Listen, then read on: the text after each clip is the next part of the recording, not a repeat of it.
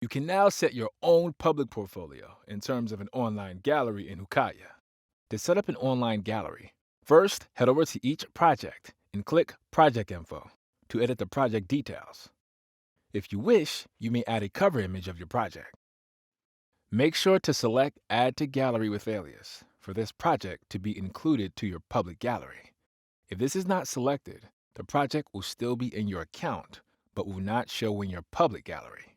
You may decide to also add a name in which a project will appear as in the gallery. If this is left blank, your project title will be used.